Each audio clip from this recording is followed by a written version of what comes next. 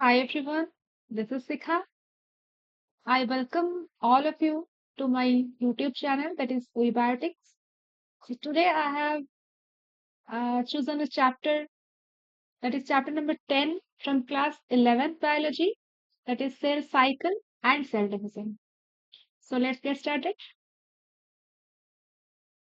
आप सबको तो ये पता होगा कि all the living organisms किससे लेके बने होते हैं? सेल को लेके बने होते हैं. The basic structural and functional unit of all the living organism is cell.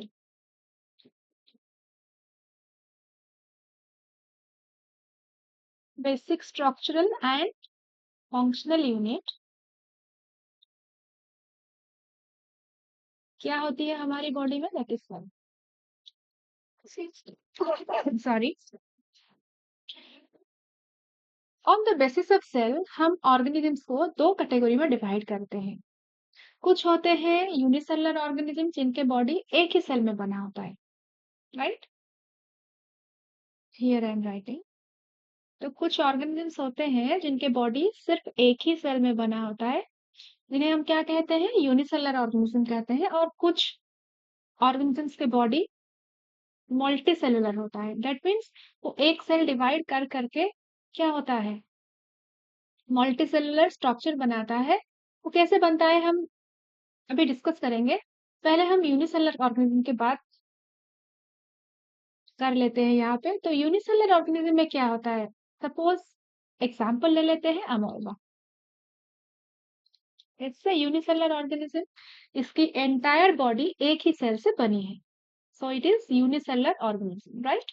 इसके बॉडी में जो भी फंक्शंस होते हैं, क्या अमोबा खाना नहीं खाती है? खाती है. न्यूट्रिशन लेती है अपने अंदर. क्या वो डाइजेशन नहीं करती है? करती है. क्या वो रिप्रोडक्शन नहीं करती है? करती है. क्या वो रेस्पिरेशन नहीं करती है? करती है. सब कुछ करती है. उसकी बॉडी के रिक्वायरमेंट के मुताबिक जो भी चीज, जो भी प्रोसेस हम फॉलो करते हैं, वो वही प्रोसेस वो भी फॉलो करता है. बट डिफरेंस क्या है? क्योंकि इसका बॉडी एक ही सेल से बना है और हमारा बॉडी मिलियंस ऑफ सेल से बना है. तो इसका जो भी प्रोसेस ये फॉलो करता है, ये सिंपल प्रोसेस फॉलो करता है, राइट? सो हम अमोइबा के बॉडी में जो भी प्रोसेस चलता है, इसी एक सेल के अंदर ही चलता है. इनसाइड द सिंगल सेल उसके बॉडी के सारे प्रोसेस चलते हैं. ठीक है. ये यूनिसेलुलर ऑर्गेनिज्म हुआ, एक ही सेल से बना है उसका बॉडी. तो फिर आप पूछोगे कि ये डिवाइड क्यों करेगा? क्योंकि ये तो यूनिसेलुलर ऑर्गेनिज्म है, इसे डिवाइड करने की क्या जरूरत है? उसकी बॉडी तो एक ही सेल से बनी है. पूरी जिंदगी जो भी प्रोसेस उसका चलता रहेगा, एक ही सेल में रहेगा. इसे डिवाइड करने की क्या जरूरत? हम मल्टीसेलुलर ऑर्गेनिज्म है. हमारा डिवीजन होता है, हम एक सेल से तो शुरू होते हैं, लेकिन डिवाइड करके हम टिश्यू, ऑर्गन सिस्टम, फिर एक कंप्लीट इंडिविजुअल बनते हैं. तो हमारी बॉडी में सेल सेल डिवीजन की रिक्वायरमेंट है. और एक यूनिसेलुलर ऑर्गेनिज्म है, उसके बॉडी में सेल डिवीजन की क्या रिक्वायरमेंट है? उसके बॉडी में सेल डिवीजन की सिर्फ ओनली वन रिक्वायरमेंट होती है. तब होती है जब ये क्या करता है? रिप्रोडक्शन करता है. ये अमोइबा यूनिसेलुलर ऑर्गेनिज्म है. क्या ये ऐसे यूनिसेलुलर ऑर्गेनिज्म, ये ऐसे यूनिसेलुलर है कि मर जाएगा? ये रिप्रोड्यूस नहीं करेगा. अगर रिप्रोड्यूस नहीं करेगा तो इसकी रेस आगे कैसे बढ़ेगी? At that particular of time amoeba क्या करता है? रिप्रोड्यूस करके एक अमोइबा से दो अमोइबा बना लेता है, राइट? तो ये क्या हुआ? ये भी एक काइंड ऑफ सेल डिवीजन हुआ. It is a kind of cell division. एक अमोइबा से दो अमोइबा बन गए. सेल यहाँ पे क्या हुआ? डिवाइड किया. बट पर्पस क्या था डिवाइड करने के लिए? That is important. पर्पस क्या था? रिप्रोडक्शन. ये किस लिए डिवाइड किया? Only to reproduce. All the unicellular organisms, आप बैक्टीरिया कह सकते हो, आप अमोइबा कह सकते हो, जो भी यूग्लिना कह सकते हो, ये सब क्या करते हैं? ये सब रिप्रोड्यूस कर, ये सब डिवाइड करते हैं ओनली रिप्रोड्यूस करने के लिए. उनकी रेस को आगे बढ़ाने के लिए वो डिवाइड करते हैं. और वो जो डिवीजन मेथड फॉलो करते हैं, वो जो डिवीजन प्रोसेस फॉलो करते हैं, वो हम मल्टी सेलुलर ऑर्गेनिज्म के डिवीजन के प्रोसेस से अलग होता है. हम जो प्रोसेस फॉलो करके डिवाइड करते हैं, ये यूनिसेलुलर ऑर्गेनिज्म वो प्रोसेस फॉलो करके डिवाइड नहीं करते हैं, पर डिवाइड करते हैं। मैंने ये आप लोगों को क्यों बताया? इसलिए बताया कि हर कोई सेल वो डिवाइड करने की उसकी एबिलिटी है, वो डिवाइड कर सकता है, बट उसका पर्पस अलग है, राइट? यूनिसेलुलर ऑर्गेनिज्म जितने भी है, उनका पर्पस सिर्फ यही है कि वो रिप्रोड्यूस करने के लिए डिवाइड करते हैं, एक सेल से दो बन जाते हैं, राइट? ये सिंगल सेल को हम क्या कहते हैं? This is the parent cell, this is the parent cell and this is the daughter cell, right? अब हम डिस्कस करेंगे हमारी मेन टॉपिक, जो सेल साइकिल और सेल डिवीजन आज हम पढ़ेंगे, वो एक्चुअली यूनिसेलुलर ऑर्गेनिज्म की रिप्रोडक्शन नहीं पढ़ेंगे, सॉरी, यूनिसेलुलर ऑर्गेनिज्म की डिवीजन नहीं पढ़ेंगे। यूनिसेलुलर भी ऑर्गेनिज्म भी डिवाइड करते हैं अपने सेल को, पर वो डिवीजन बहुत सिंपल होता है। वो सिंपली अपनी बॉडी को दो हिस्से में तोड़ देते हैं। उनके पास भी जेनेटिक मटेरियल होता है, हमारे पास भी जेनेटिक मटेरियल है। वो उनके जेनेटिक मटेरियल को दो कॉपी तो बनाते हैं, दो कॉपी बनाने के बाद वो सिंपली वो क्या करते हैं, अपने बॉडी को दो टुकड़ों में कन्वर्ट कर लेते हैं। पर हमारे अंदर जो मल्टी सेल्यूलर ऑर्गेनिज्म हम है,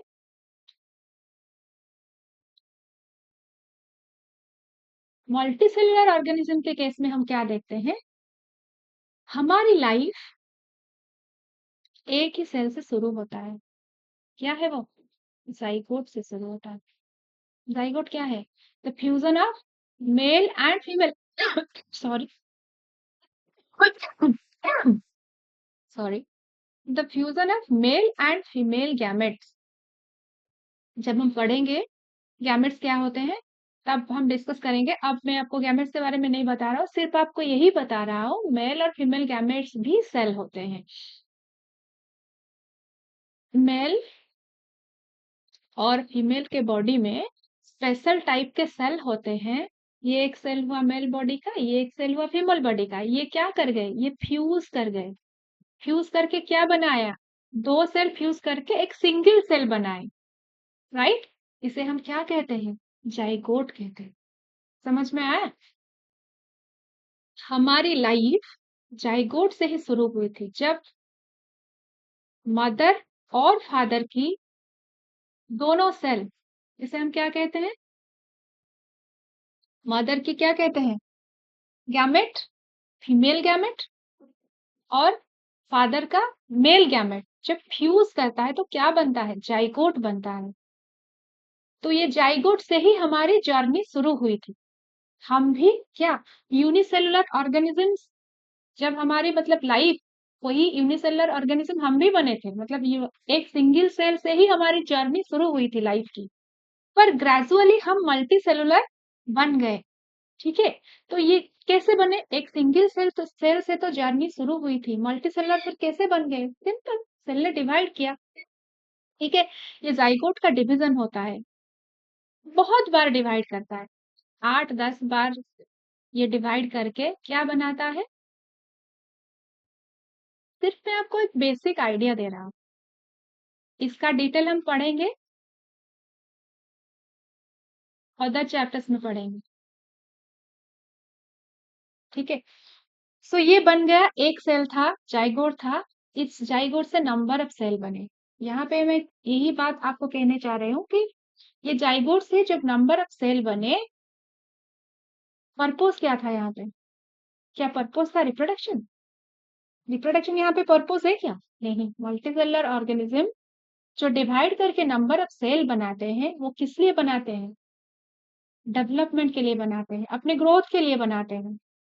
ये सिंगल सेल जाइगोट अपना नंबर ऑफ कॉपीज बना दिया, ये प्रोलिफरेट हो गया, ये मल्टीप्लाई हो गया सेल डिवीजन की प्रोसेस फॉलो करके। फिर ये नंबर ऑफ सेल्स क्या बनाएंगे? आपके डिफरेंट टाइप के टिश्यूज बनाएंगे। फिर डिफरेंट टाइप्स के टिश्यूज मिलके क्या बनाएंगे? आपके ऑर्गन बनाएंगे। डिफरेंट टाइप के ऑर्गन मिलके क्या बनाएंगे? ऑर्गन सिस्टम बनाएंगे। ऑर्गन सिस्टम मिलके क्या बनाएंगे? Complete organism.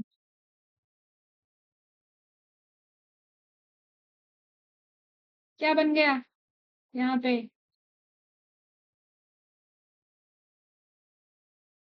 एक कंप्लीट खूबसूरत सा ऑर्गेनिज्म बन गया अपने जिंदगी में, बहुत खुश, राइट?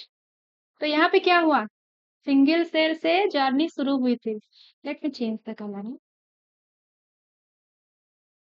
सिंगल सेल से जर्नी शुरू हुई थी हमारी, और हम पहुंच गए कहाँ आके?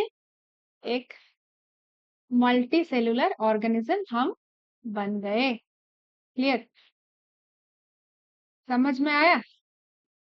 जर्नी शुरू हुई थी आपकी, जाइगोट से जर्नी शुरू हुई थी, फिर जाइगोट ने डिवाइड किया, एक मास ऑफ सेल बनाया, मास ऑफ सेल बनाया जिसे हम क्या कहते हैं? मोरुला। ये याद रखने की जरूरत नहीं। फिर इसके बाद ये जो सेल्स बने थे, इंडिविजुअल सेल्स, ये प्रॉपरली अरेंज होकर डिफरेंट टाइप के टिश्यूज बनाए। फिर टिश्यूज मिलके, डिफरेंट टाइप ऑफ टिश्यूज मिलके क्या बनाए? ऑर्गन बनाए। फिर डिफरेंट ऑर्गन मिलके क्या बनाए? ऑर्गन सिस्टम बनाए। और ऑर्गन सिस्टम मतलब आपके बॉडी में बहुत सारे सिस्टम्स मिलते हैं, जैसे डाइजेस्टिव सिस्टम हुआ, जैसे रेस्पिरेटरी सिस्टम हुआ, जैसे रिप्रोडक्टिव सिस्टम हुआ, जैसे आपका इंटेगुमेंटरी सिस्टम हुआ, आपका जो स्किन, राइट? ऐसे बहुत सारे सिस्टम है आपके बॉडी में। जैसे आपका स्केलेटल सिस्टम हुआ, बोन एंड कार्टिलेज को लेके बना है। इस तरह के different type of organ system बन गए। ये सारे ऑर्गन सिस्टम मिलके क्या बन गए? हम कंप्लीट ऑर्गेनिज्म बन गए। ये कैसे पॉसिबल हुआ? एक सेल तो था, एक सेल से ही हम क्या है? कंप्लीट ऑर्गेनिज्म बन गए, only because of cell division. यहाँ पे क्या सेल डिवीजन का ये जो पर्पोज था, क्या ये रिप्रोडक्शन था? नहीं। क्लियर? मैं बस यही समझाना चाहती थी कि यूनिसेलुलर ऑर्गेनिज्म भी डिवाइड करते हैं। यूनिसेलुलर ऑर्गेनिज्म भी डिवाइड करते हैं, एक सेल से दो सेल बनाते हैं, बट उनका पर्पस होता है रिप्रोडक्शन, उनकी रेस को आगे बढ़ाना। पर हम जो मल्टीसेलुलर ऑर्गेनिज्म, हम जो सेल डिवीजन करते हैं, हमारे बॉडी में जो सेल डिवीजन होता है वो क्या होता है? हमारी development of different organs and organ system to form a complete organism. Clear? So ये हमें थोड़ा सा आइडिया हुआ कि सेल डिवीजन किस प्रकार से चलता है। एक यूनिसेलुलर ऑर्गेनिज्म भी डिवाइड करता है और एक मल्टीसेलुलर ऑर्गेनिज्म भी डिवाइड करता है। इनका पर्पस होता है ग्रोथ एंड डेवलपमेंट। इनका पर्पस क्या होता है? रिप्रोडक्शन। क्लियर? ये जो सेल डिवीजन होता है, क्या होता है सेल डिवीजन में? एक बेसिक आइडिया तो हो गया सेल डिवीजन में होता क्या है, कि एक सेल डिवाइड करके क्या होता है? दो सेल में कन्वर्ट हो जाता है। ठीक है? एक सेल डिवाइड करके दो सेल में कन्वर्ट हो जाता है। ये जो एक सेल डिवाइड करके दो सेल में कन्वर्ट होता है, इसके लिए प्रॉपर स्टेज की रिक्वायरमेंट होती है। प्रॉपर स्टेजेस और फेजेस के थ्रू ये सेल कंप्लीटली डिवाइड करते हैं। उस स्टेज को, जो भी वो पाथ फॉलो करते हैं, एक सेल से दो सेल बनने के लिए जो वो पाथ फॉलो करते हैं, जो वो प्रोसेस फॉलो करते हैं, वो एक साइक्लिक प्रोसेस होता है। कैसा प्रोसेस होता है? वो एक साइक्लिक प्रोसेस होता है, उसे ही हम सेल साइकिल कहते हैं। Cell cycle of what? ये जो सेल साइकिल है, यहाँ पे मैंने लिखा है सेल साइकिल किसका? Of cell division.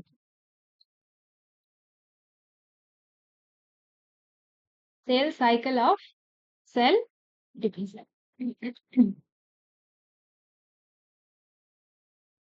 तो थोड़ा पढ़ लेते हैं। तो मैंने क्या लिखा है आप लोगों के लिए? Every cell has a tendency to divide mitotically, either to reproduce or to proliferate to make tissues। समझ में आ गया पहला लाइन आपको? हर सेल की डिवाइड करने की कैपेसिटी होती है, कैपेबिलिटी होती है। नहीं होता तो वो डिवाइड नहीं कर सकते, राइट? हर सेल की डिवाइड करने की कैपेसिटी होती है, कैपेबिलिटी होती है, इसलिए वो डिवाइड करते हैं, उनके अंदर है वो कैपेसिटी। इसलिए ही वो डिवाइड करते हैं। हम कुछ एक्सटर्नल कुछ करके उन्हें वो जो भी उनके लिए रिक्वायरमेंट होती है उन्हें दे के जबरदस्ती किसी सेल को हम डिवाइड नहीं करा सकते। ये इनका एक क्वालिटी है, इनका एक फीचर है।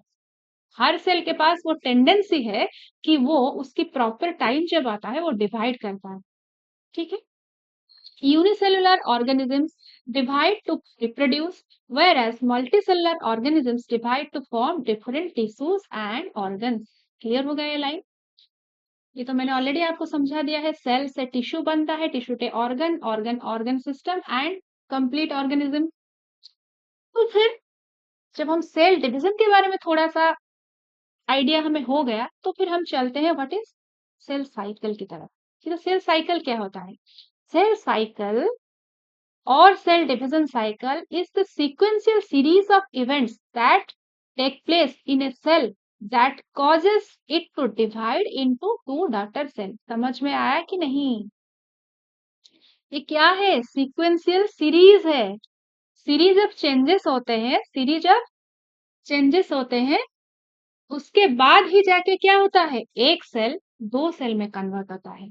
वो जो सीक्वेंशियल चेंजेस होता है वो एक साइक्लिक मैनर में होता है। साइक्लिक मैनर में कैसे होता है ये मैं आपको समझाऊंगी, डोंट वरी। तो ये जो सीक्वेंस होता है, एक एक सेल दो सेल में कन्वर्ट होता है। यहाँ पे चेंज हुआ कि नहीं? एक सेल था, दो में कन्वर्ट हो गया। और जो एक दो में कन्वर्ट हुआ उसके लिए जो भी चेंजेस हुआ वो चेंजेस डिफरेंट स्टेप्स फॉलो करने के बाद होता है कंप्लीट। ठीक है? डिफरेंट स्टेप्स फॉलो करने के बाद आपका एक सिंगल सेल अल्टीमेटली डिवाइड होता है दो सेल में। एंड ये एक साइक्लिक प्रोसेस है, इसलिए हम उसे cell cycle of cell division कहते हैं। क्या होता है? एक सेल डिवाइड करके दो डॉटर सेल में कन्वर्ट हो जाती है। दीज इवेंट्स इंक्लूड, क्या करता है? क्या होता है? पहले सेल का ग्रोथ होता है, डुप्लीकेशन ऑफ डीएनए होता है, and some of its organelles भी रेप्लिकेट करते हैं, and subsequently the partitioning of its cytoplasm, chromosome and other components into two daughter cell in a process called cell division. ये सब समझाऊंगा। इतना तो बेसिक आपको पता है कि अगर ये एक सेल है, इसके अंदर क्या है? इसके अंदर ये न्यूक्लियस है। न्यूक्लियस के अंदर क्या होता है? आपका जेनेटिक मटेरियल होता है, डीएनए होता है। ठीक है? और सेल के न्यूक्लियस के बाहर क्या होता है? आपके सेल ऑर्गेनेल्स होता है। सपोज आपका माइटोकॉन्ड्रिया हुआ, गोल्गी बॉडीज हुआ, राइबोसोम्स हुआ, एंडोप्लाज्मिक रेटिकुलम, ये सब क्या होता है? सेल ऑर्गेनेल्स होते हैं। और क्या है? Jelly like substance that is known as cytoplasm भी होता है। और आपका आउटर मोस्ट कवरिंग जिसे हम क्या कहते हैं? सेल मेम्ब्रेन होता है। अगर आप डिफरेंट डिफरेंट सेल्स में different different outer most covering होते हैं। ठीक है? तो बेसिकली क्या होता है? एक्सटर्नल, एक सेल को अगर हम देखें एक्सटर्नली तो क्या होता है? सेल मेम्ब्रेन होता है। फिर अगर उसके अंदर हम देखें तो क्या एक जेली लाइक सा सब्सटेंस होता है, एक लिक्विड होता है जिसे हम क्या कहते हैं? साइटोप्लाज्म कहते हैं। फिर उसके अंदर साइटोप्लाज्म में क्या एम्बेडेड होते हैं? Your some cell organelles embedded होते हैं।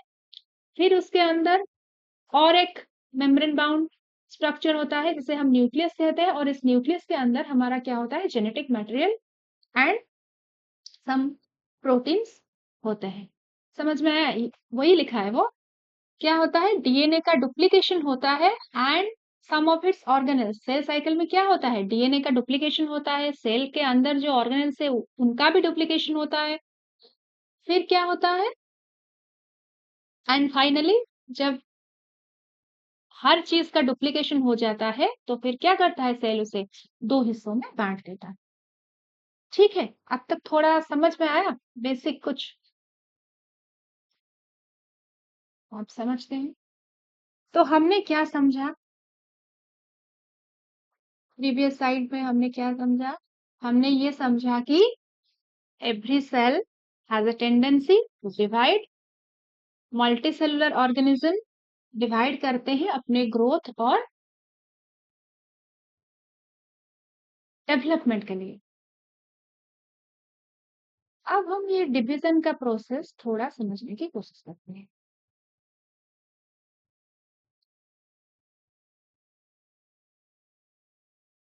किसका डिवीजन?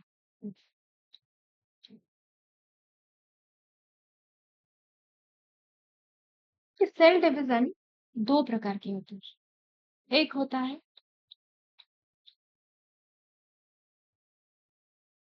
माइटोटिक, एक होता है मेयोटिक सेल। एक होता है माइटोटिक सेल डिवीजन, एक होता है meiotic cell division. Mitotic cell division में क्या होता है, ये आपका एक सेल हुआ। अगर आपको सेल के बारे में मतलब कुछ डिटेल में नहीं पता है तो जानने की जरूरत नहीं है, जितना मैं कहती हूँ उतने में आपका हो जाएगा। फिर मैं नेक्स्ट आपको साइटोलॉजी लेके आऊंगी, तब डिटेल में सेल के स्ट्रक्चर, सेल ऑर्गेन्स क्या होता है, सब कुछ क्या होता है अच्छे से समझाऊंगी। तो सेल, ये एक सेल हुआ। हर सेल के अंदर मतलब क्या होता है, आपका जेनेटिक मटेरियल होता है। इस सेल में आपका जेनेटिक मटेरियल न्यूक्लियस के अंदर, ये क्या हुआ, जेनेटिक मटेरियल इसके अंदर। ये एक सेल है, ये भी एक सेल, ये भी एक सेल है, इसके अंदर जेनेटिक मटेरियल होता है। अच्छे से थोड़ा सा ध्यान देकर सुनो।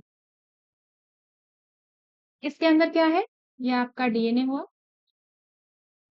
जेनेटिक मटेरियल किसके रूप में है, डीएनए। ये भी आपका डीएनए है। दोनों सेल, दोनों सेल। आपको मैंने क्या बताया था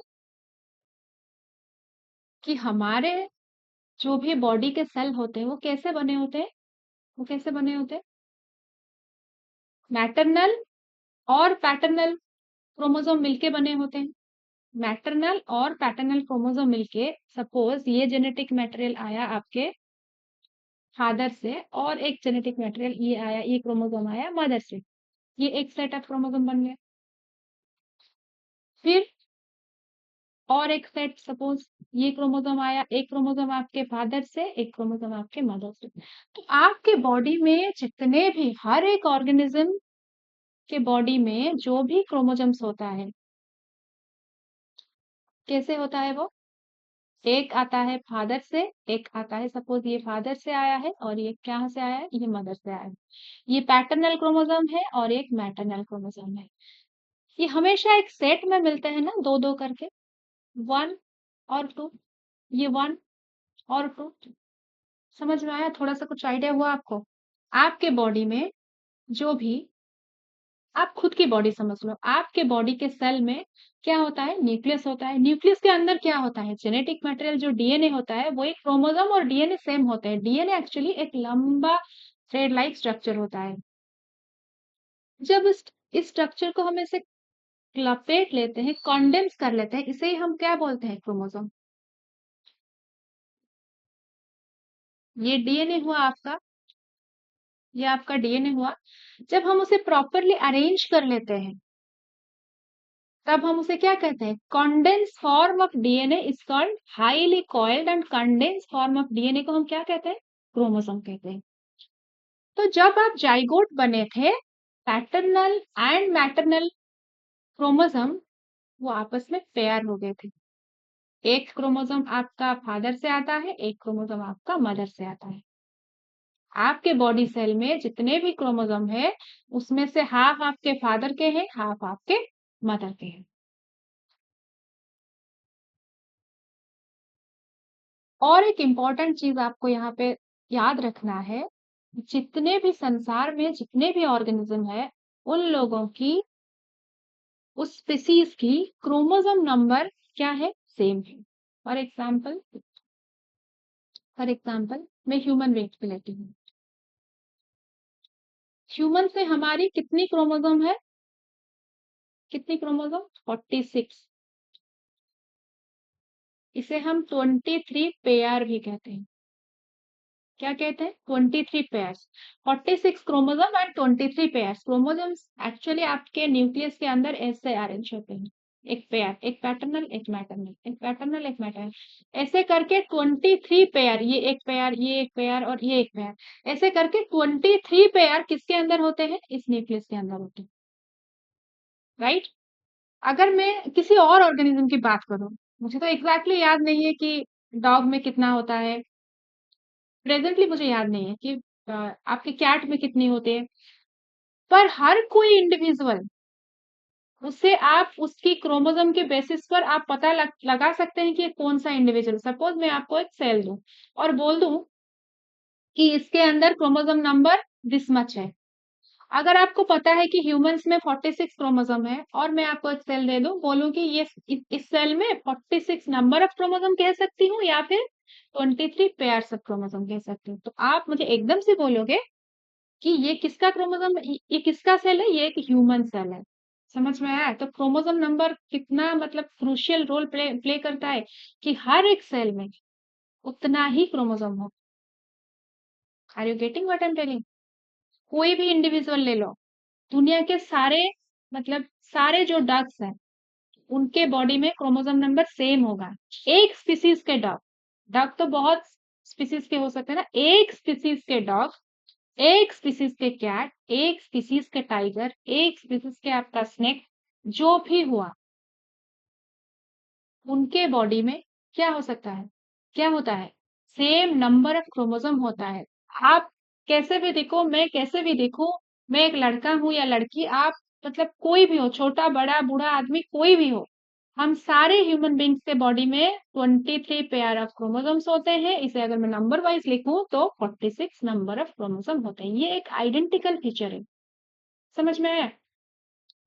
इसकी बेसिस पर हम समझेंगे कि माइटोटिक सेल डिवीजन कैसे होता है और मेयोटिक सेल डिवीजन कैसे होता है। माइटोटिक सेल डिवीजन का यही पर्पस है कि जो सेल डिवाइड करके 1 से 2 बनेगा, इसमें क्रोमोसोम नंबर की कोई चेंज नहीं होनी चाहिए। क्रोमोसोम नंबर की कोई चेंज नहीं होनी चाहिए। एक सेल में अगर 46 क्रोमोसोम है, मैं न्यूक्लियस नहीं बना रहा हूँ, ऐसे ऐसे नॉर्मली 46 लिख रहा हूँ, 46 नंबर ऑफ क्रोमोसोम है, जब वो डिवाइड कर जाएगा तो दूसरे सेल में भी उसे 46 क्रोमोसोम ही बनाना है, इसके साथ कोई छेड़खानी नहीं हो सकती। समझ में आया? इसे हम, इसलिए हम उसे माइटोटिक डिवीजन कहते हैं। माइटोटिक डिवीजन में क्रोमोसोम नंबर का कोई चेंजेस नहीं होता। इसे हम, इसलिए इसे हम कहते हैं, जनरली हम ये जो 23 पेयर्स में ना, वो जोड़े हुए ना, जोड़े को हम कैसे रिप्रेजेंट करते हैं, 2n में रिप्रेजेंट करते हैं। इट्स अ पेयर, तो इसे हम 2n में रिप्रेजेंट करते हैं। तो फिर क्या हुआ, ये भी 2n हुआ और ये भी 2n हुआ। कोई चेंजेस हुआ क्या? कोई चेंजेस हुआ क्या इसमें क्रोमोसोम नंबर में? क्रोमोसोम नंबर में कोई चेंज नहीं होता है माइटोटिक सेल डिवीजन में। This is the unique feature of mitotic cell division कि वो ऐसे प्रोसेस फॉलो करके सेल को डिवाइड करता है 2 सेल में, जहां पे क्या होता है, आपका ये क्रोमोसोम नंबर 46 था तो 46 ही रहेगा। ठीक है, let's talk about meiotic division. वही सेल है, क्रोमोसोम कितना है, 46। मैं पर्टिकुलरली ह्यूमन सेल की बात कर रहा हूँ, सारे सेल में यही होता है, सिर्फ आपकी लोअर यूनिसेलुलर ऑर्गेनिज्म को छोड़ के। लोअर यूनिसेलुलर ऑर्गेनिज्म में मेयोटिक डिवीजन नहीं होता। यूनिसेलुलर ऑर्गेनिज्म में मेयोटिक डिवीजन नहीं होता, उनका सिर्फ माइटोटिक डिवीजन होता है। जो भी ऑर्गेनिज्म सेक्सुअली रिप्रोड्यूस करते हैं उनके बॉडी में मेयोटिक डिवीजन होता है। तो फिर मेयोटिक डिवीजन में इसे हम हप्लॉयड डिवीजन भी कहते हैं। नाम से पता लग जाता है, हप्लॉयड मतलब क्या, ये जो आपका क्रोमोसोम हुआ ना, ये जो 2 हिस्सों में जब टूटेगा, तो ये आपका जो 46 ना, ये कैसे एट लास्ट फाइनली ये कितना हो जाएगा, 23 और 23 में टूट के 2 सेल बन जाएगा। ये मेयोटिक सेल डिवीजन में एक सेल टूट के 2 सेल बनाता है और वो 2 सेल में क्रोमोसोम नंबर जो 46 थे वो आधा आधा हो जाते हैं। समझ में आया? फिर उसके बाद क्या होता है, ये आपका मेयोटिक डिवीजन कंप्लीट नहीं हुआ है अभी। पहले क्या होता है, वो अपना क्रोमोसोम को आधा कर देता है, जितना भी डीएनए कंटेंट है, जितना भी क्रोमोसोम है, वो उसे हाफ कर देता है। ठीक है, फिर उसके बाद और एक क्या होता है, आपका माइटोटिक डिवीजन होता है। इसमें 23, इसमें 23, इसमें 23, इसमें 23। तो ये आपका एक मेयोटिक डिवीजन कंप्लीट हो गया। मेयोटिक डिवीजन में आपको एक इंटरेस्टिंग चीज और यहाँ पे देखने को मिलेगा, एक सेल एक बार जो मेयोटिकली डिवाइड करता है तो कितना सेल बनाता है? 4 सेल। हुआ ना इंटरेस्टिंग?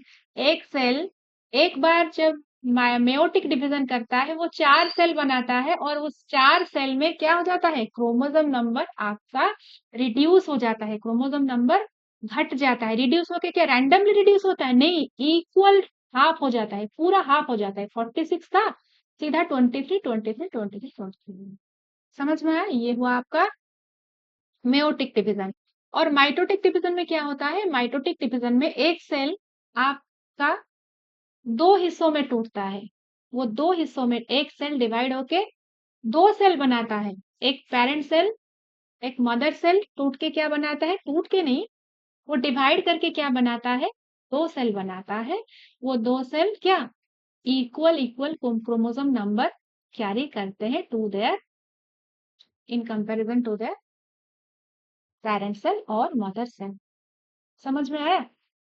ये जो 1 2 3 4 ये जो सेल हुए, पता है आपको? ये जो 4 सेल बने इसे हम क्या कहते हैं? हप्लॉयड सेल। ये जो हप्लॉयड सॉरी ये जो हप्लॉयड सेल बने, यही जो मैं पढ़ाई थी ना पहले, जो गैमेट मिलके जाइगोट बनाते हैं, इसे इसे ही क्या कहते हैं? मेल बॉडी में इसे कहते हैं मेल गैमेट और फीमेल बॉडी में क्या कहते हैं? Female gamete. आप सोचिए कि ऐसा क्यों होता है? अगर ऐसा नहीं होता ये 23 23 23 आपका गैमेट नहीं बनते, गैमेट में अगर 46 क्रोमोसोम होता तो क्या होता? मेल अपना गैमेट कंट्रीब्यूट करता हैविंग 46 क्रोमोसोम, फीमेल अपना गैमेट कंट्रीब्यूट करता हैविंग 46 क्रोमोसोम। ये जब मिलके जाइगोट बनाएंगे तो कितना मतलब वो जाइगोट में कितना क्रोमोसोम हो जाएगा? 6 6 12 4 4 8 कितना हो? 92।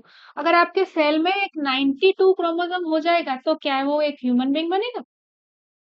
अगर आपके सेल में जाइगोट में सपोज ये जाइगोट में अगर आपका 92 क्रोमोसोम आ जाएगा तो क्या वो ह्यूमन बीइंग बनेगा? क्योंकि हमने पढ़ा था कि number of chromosome is identical characteristic feature of every species.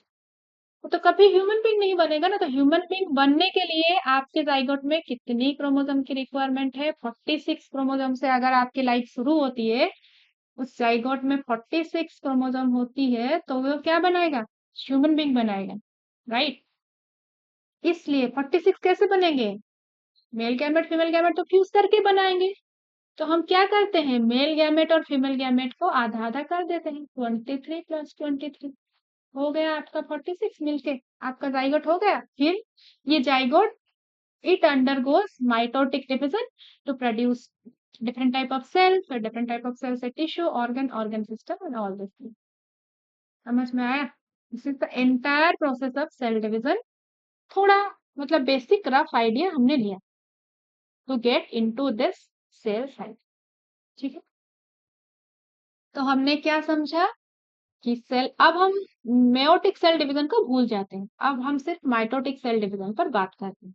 ठीक है, अगर मैं आपको कहूं कि आप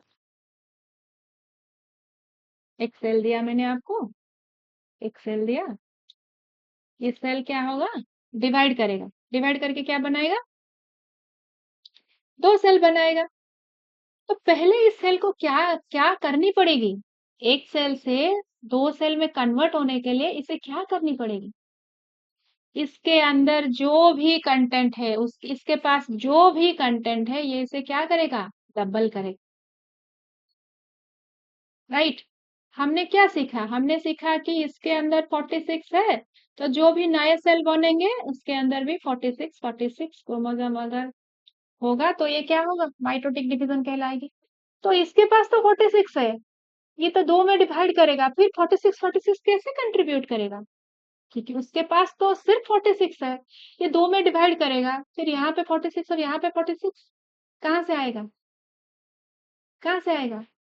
इस सेल को बनाना पड़ेगा खुद। भाई मेरे पास 46 है, मैं 2 हिस्सों में बँट जाऊँगी, 2 हिस्सों में मैं डिवाइड कर जाऊँगी।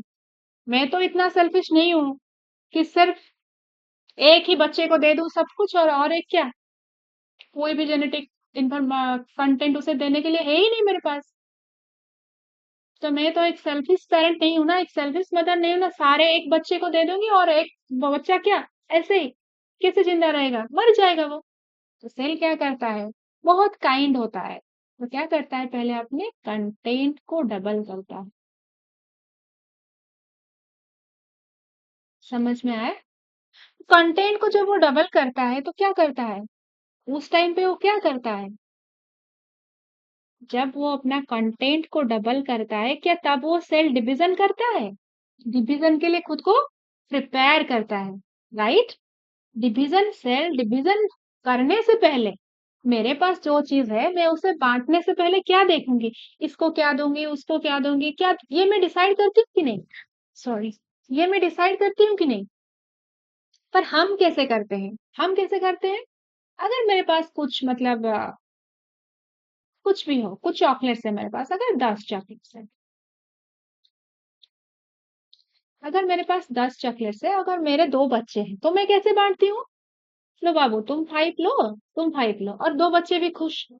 उसे 5 मिला, मुझे 5 मिला। ठीक है?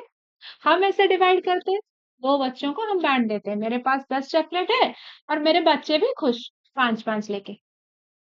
ठीक है? पर हमारे सेल में ऐसा नहीं होता।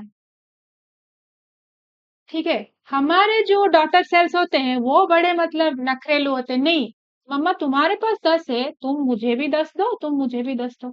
अब मम्मा परेशान। समझ में आया?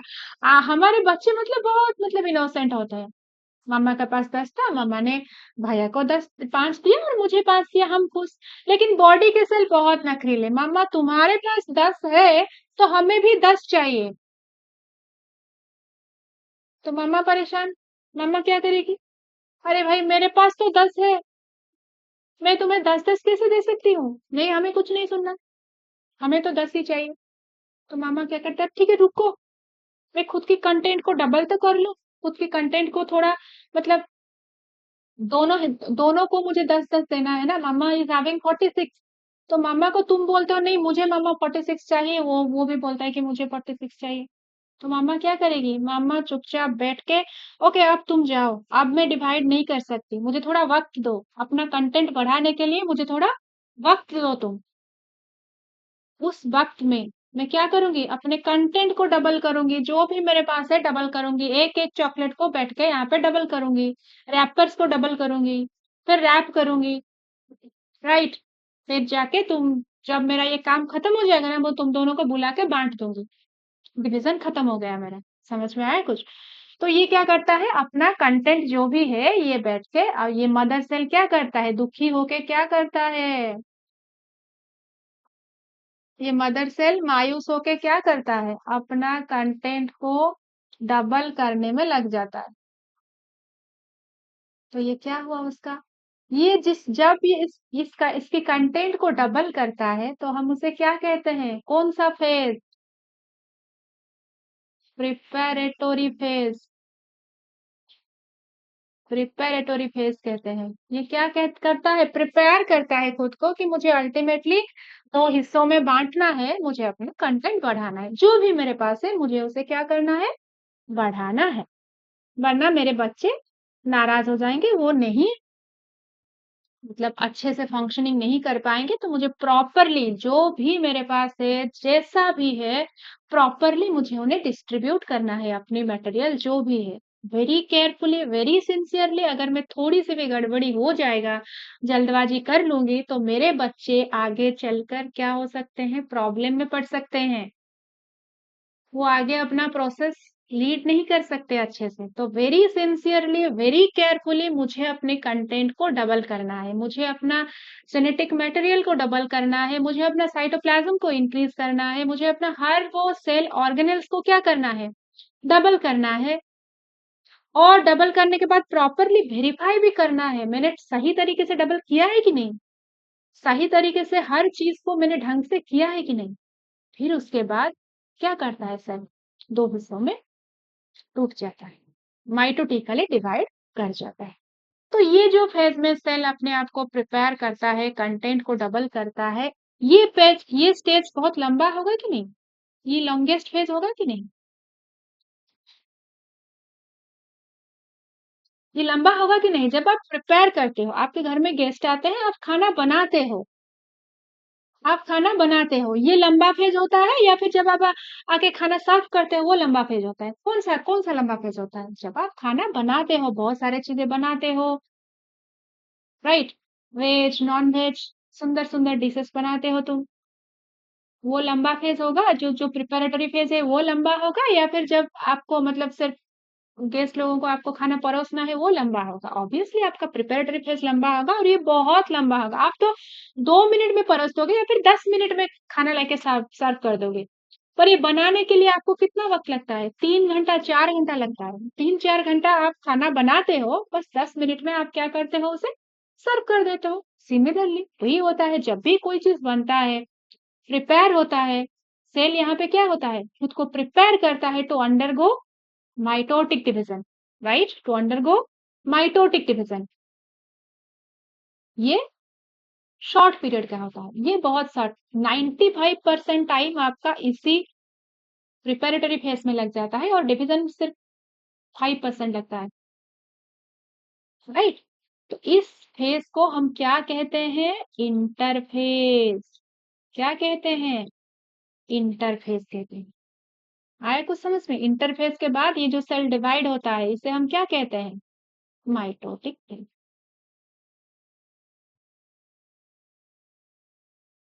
ये होता है माइटोटिक फेज। यही चीज मैंने यहाँ पे लिखा है, सेल साइकिल हैज 2 फेजेस, आपका इंटरफेज एंड माइटोटिक फेज। मैं थोड़ा आपको बता देती हूँ, आपको समझ में भी आ जाएगा, बताने की इतनी जरूरत नहीं है, फिर भी बता देती हूँ। हम ये जो प्रोसेस है ना, इसे हम साइकिल क्यों कहते हैं? साइकिल हम तब कहते हैं जब कोई भी चीज, सपोज यहाँ से शुरू हुआ, ये उसका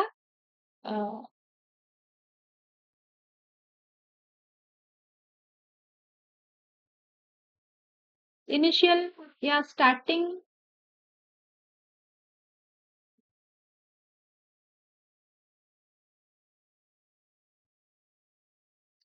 पार्ट लिख देती हूँ। ये आपका स्टार्टिंग पार्ट हुआ। ये एक प्रोसेस फॉलो करते हुए आपका क्या हुआ? फाइनल प्रोडक्ट हुआ। ये आपका स्टार्टिंग पार्ट हुआ, ये आपका क्या हुआ?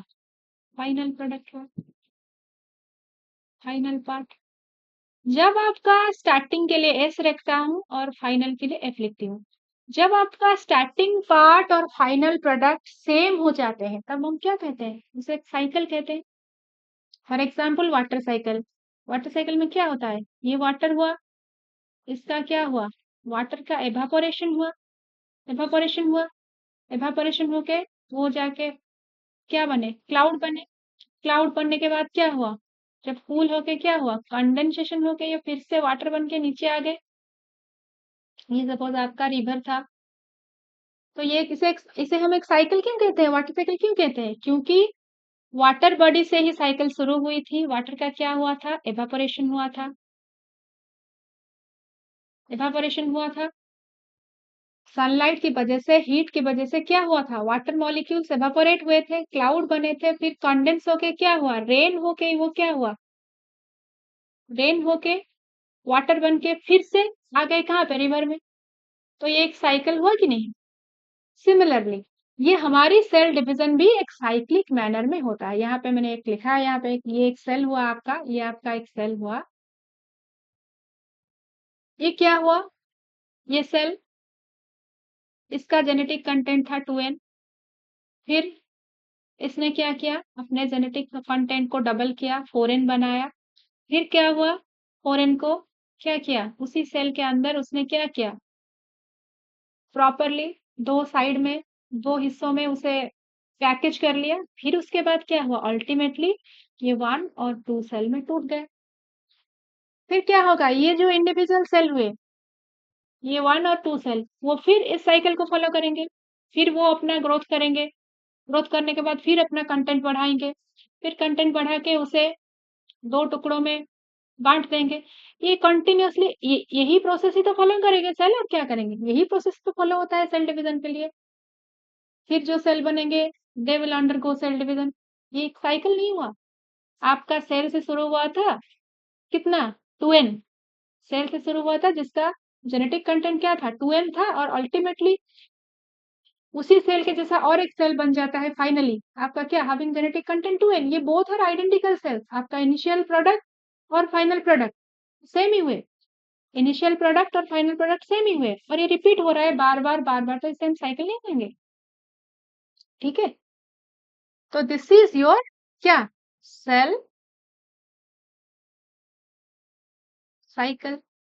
हम थोड़ा पहले स्लाइड में चलते हैं। यहाँ पे देखिए, यहाँ पे क्या हुआ था, देखिए ये जो यहाँ पे ऐसे आरव करके दिखा रहा है क्या, इंटरफेज यहाँ से लेके यहाँ तक, ये क्या हुआ था, ये एक जो जीवन होता है, growth and preparation for DNA synthesis. पहले एक सेल का क्या होता है, खुद को वो प्रिपेयर करता है। हमने पढ़ा कि क्या सेल खुद को क्या करता है, प्रिपेयर करता है, अपने अंदर की वो कंटेंट सब बढ़ाता है। ठीक है, कंटेंट बढ़ा के क्या हो जाता है, कंटेंट बढ़ा के वो फिर उसके बाद डिवाइड करता है। पहले ये जो कंटेंट बढ़ाता है, ये दो गैप में होता है। पहले क्या होता है, फास्ट जो गैप लेता है सेल, फास्ट जो वो, ये जीवन मतलब ये इसका क्या हुआ, गैप, गैप 1। ये इस गैप में क्या करता है, ये G2 का मतलब ये क्या है, गैप 2। ये गैप 2 पहले गैप में क्या करता है, पहले गैप को हम G1 फेज कहते हैं। तो एक सेल जिसका मतलब क्या, वो ग्रोथ, वो अपना ग्रोथ करता है, ग्रोथ करने के बाद वो अपना कुछ कंटेंट को डबल करता है। फिर क्या होता है, डीएनए रेप्लिकेशन होता है। वो जो कंटेंट डबल मैंने बोला ना, क्या होता है, डीएनए रेप्लिकेशन इस फेज में होता है। क्या होता है इस फेज में, डीएनए का रेप्लिकेशन। रेप्लिकेशन मतलब डबल हो जाता हूँ, डीएनए यहाँ पे डबल हो गया। सिर्फ डीएनए डबल होने से तो नहीं चलेगा, फिर और जो भी कंटेंट है आपका, लाइक योर माइटोकॉन्ड्रिया हुआ, गोल्गी बॉडीज हुए, वो जो कुछ सेल ऑर्गेनेल्स हैं, वो गैप 2 फेज में क्या क्या करते हैं, वो डबल होते हैं।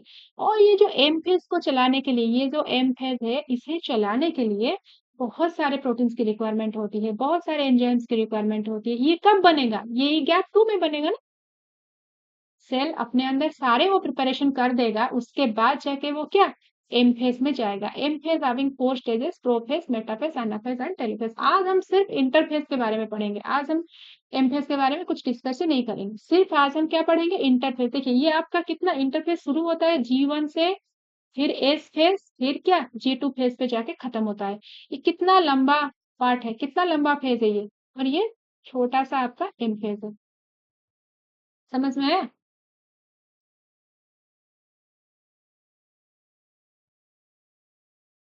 तो हमने क्या पढ़ा, तो हमने क्या पढ़ा कि सेल साइकिल का 2 फेज होता है, एक है इंटरफेज और है माइटोटिक फेज। इंटरफेज में क्या होता है, पहले पहले G1 फेज होता है, फिर एस फेज होता है, फिर क्या होता है, G2 फेज होता है।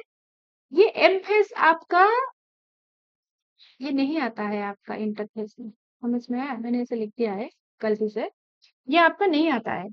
एम फेज किसका पार्ट है, एम फेज आपका सेल साइकिल का तो पार्ट है, लेकिन ये इंटरफेज का पार्ट नहीं है। इंटरफेस में G1, S और G2। आपको अगर क्वेश्चन आएगा interface consist of which phases, आप लिखोगे क्या, G1 phase, S phase and G2 phase. Interphase is also called the resting phase.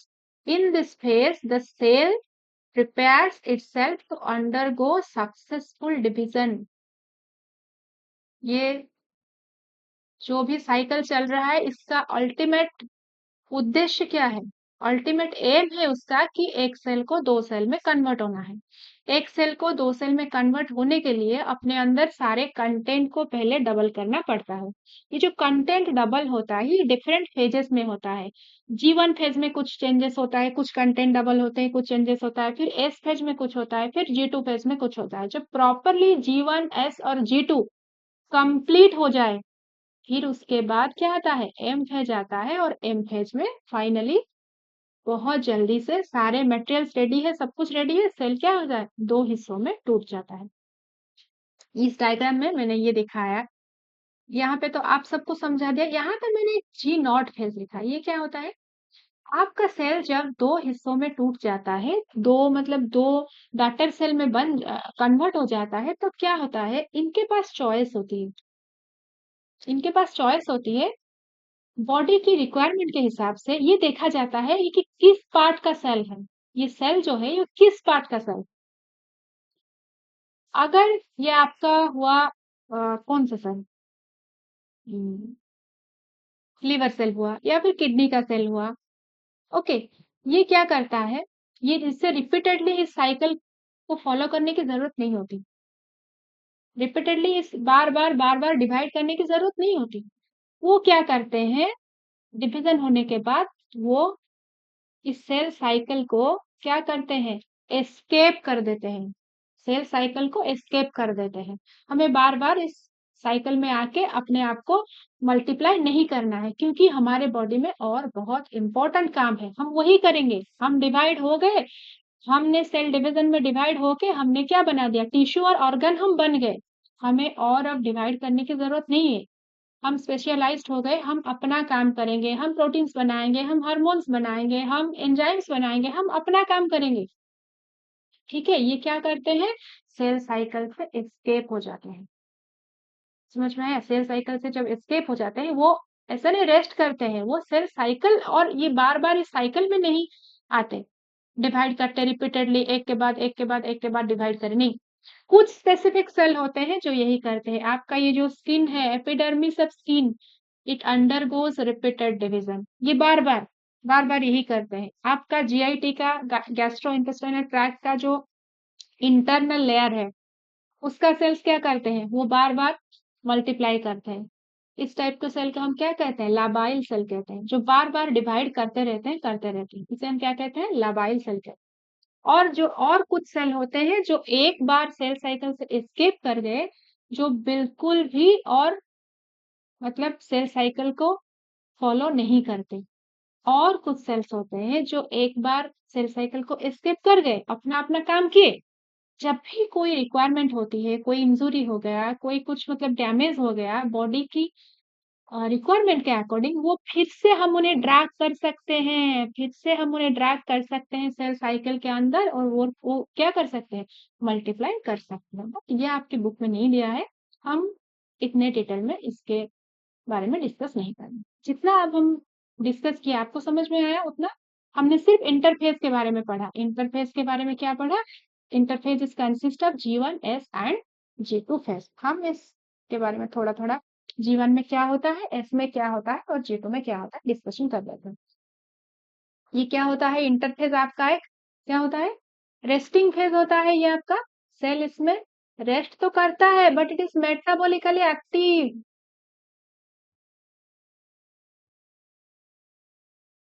Metabolically active होता है ये, हाईली मेटाबॉलिकली एक्टिव होता है। ये अपना काम करता रहता है। रेस्टिंग क्या मतलब? रेस्टिंग का मतलब हम क्या समझते हैं? मतलब ऐसे हम बैठे हैं, कुछ नहीं कर रहे हैं, लेकिन ये तो बहुत कुछ करता है। किसके लिए करता है? किस लिए करता है वो इतना सब कुछ? क्योंकि उसे डिवाइड करना है, क्योंकि उसे एक से दो बनना है। बच्चों ने बोला है, हमें कोई कंप्रोमाइज नहीं चाहिए। आपके पास जो भी है, हमारे पास वही सब होना चाहिए। आपके पास अगर 10 चॉकलेट्स है, तो हमारे पास भी 10 चॉकलेट होना चाहिए। आपके पास जितने माइटोकॉन्ड्रिया है, हमारे पास सब कुछ हमें चाहिए। आपके पास जो है, हम आपकी एग्जैक्ट कॉपी बनेंगे। बच्चों ने बोला है ना, हम आपके क्या बनेंगे? एग्जैक्ट कॉपी बनेंगे। तो माँ परेशान, एग्जैक्ट कॉपी बनने के लिए मेरे पास जो भी है, जो भी कंटेंट है, मैं उसे डबल करूं, फेज वाइज करूं।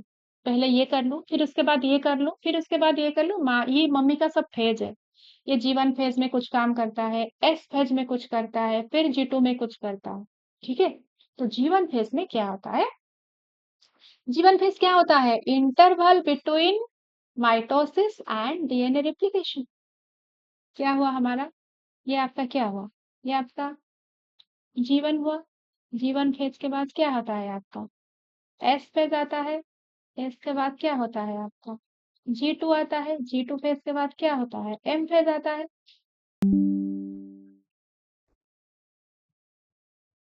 जस्ट अ सेकंड,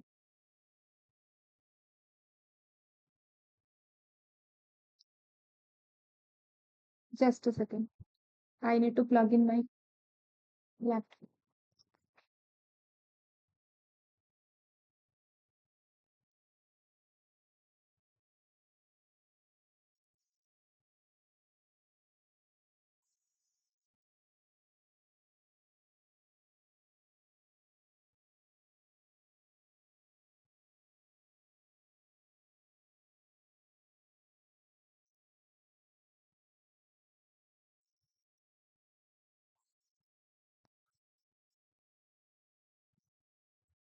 तो ये जीवन आपका क्या हुआ? तो ये जीवन आपका क्या हुआ? ये आपका जीवन हुआ ना? ये जीवन किसके बीच का ये इंटरवल है? एम और M, interval between mitosis and, ये आपका जीवन हुआ। ये आपका जीवन हुआ और ये किसके बीच में आ रहा है? एम और एस के बीच का पीरियड है। ठीक है, interval between mitosis and DNA replication. S phase में क्या होता है? सिंथेसिस होता है डीएनए का, डीएनए रेप्लिकेशन होता है। S phase is known as synthetic phase. Synthetic phase, DNA replication होता है इस फेज में। तो it is the longest phase. ये सबसे, अगर इंटरफेज की हम बात करें, इंटरफेज में कितने आते हैं? G1S, G2। ये तीन फेज में से सबसे लॉन्गेस्ट फेज क्या होता है आपका? G1 फेज होता है सबसे लॉन्गेस्ट फेज। इसमें क्या होता है? सेल का जो साइटोप्लाज्मिक कंटेंट है ये बढ़ जाता है। Proteins and RNA synthesis except histone and tubulin. ये हिस्टोन प्रोटीन, हिस्टोन एक प्रोटीन होता है। ये क्या होता है? डीएनए इसके ऊपर ऐसे, ये सपोज आपका हिस्टोन प्रोटीन हुआ, इसके ऊपर डीएनए ऐसे क्या करता है? लपेटता है। ये हिस्टोन प्रोटीन हुआ। और ये ट्यूबुलिन प्रोटीन जो आपके क्या होते हैं?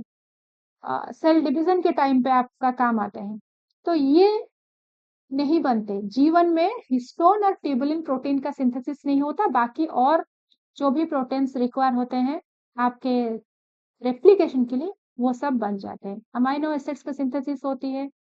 Duplication of cell organelles except mitochondria, Golgi bodies and chloroplast को छोड़ के। क्लोरोप्लास्ट प्लांट में होता है। तो माइटोकॉन्ड्रिया, गोल्गी बॉडीज और क्लोरोप्लास्ट को छोड़ के बाकी जो भी सब सेल ऑर्गेनल्स होते हैं उनका क्या होता है? रेप्लिकेशन हो जाता है और एटीपी सिंथेसिस भी होता है। तो इसमें इंपॉर्टेंट क्या है आपको याद रखने के लिए कि this is the longest phase.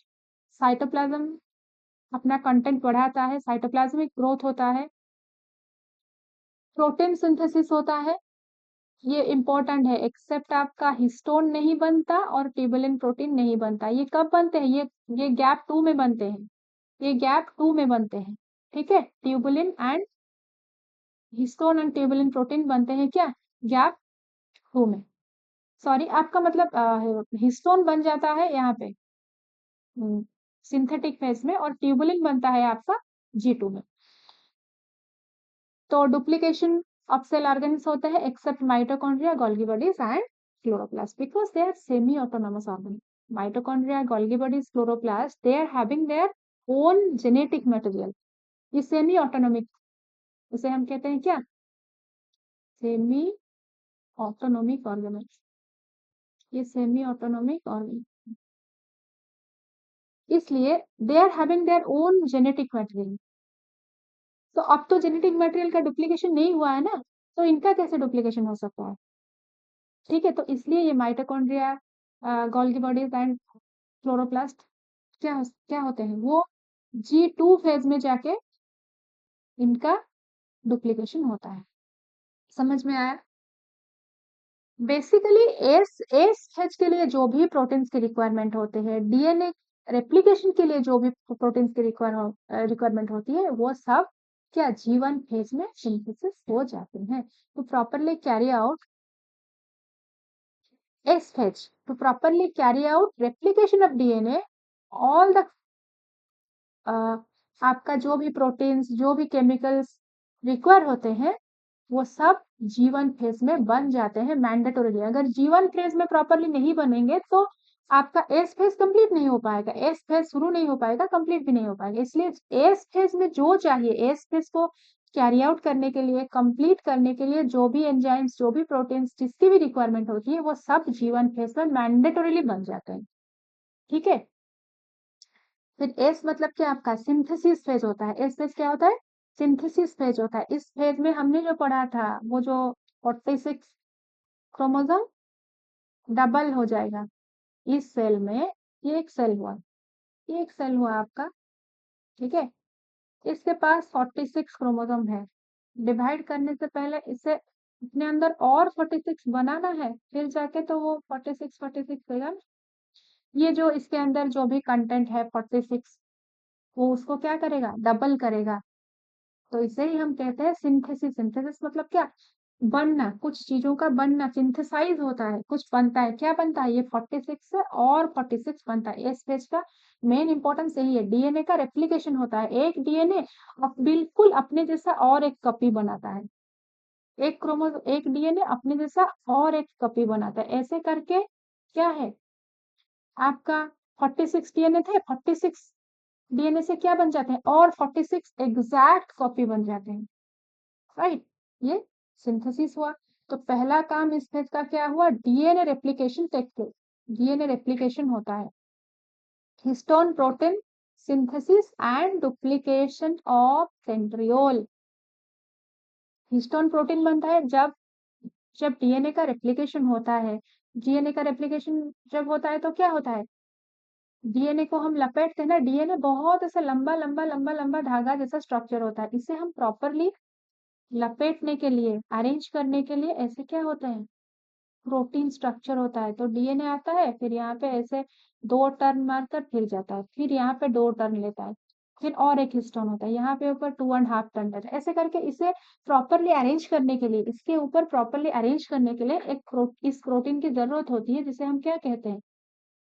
Histone. ठीक है, ये हिस्टोन प्रोटीन का सिंथेसिस भी कहाँ पे हो जाता है? एस फेज में होता है। और यहाँ पे लिखा है सेंट्रियोल। सेंट्रियोल की जरूरत क्या होती है? सेंट्रियोल एक स्ट्रक्चर होता है ऐसे, ये सेल डिवीजन में काम आता है। ठीक है, ये सेंट्रियोल होता है। इससे क्या निकलते हैं? इससे मतलब सेंट्रियोल से क्या होता है? स्पिंडल फाइबर्स बनते हैं। ठीक है, सेंट्रियोल से बनते हैं क्या?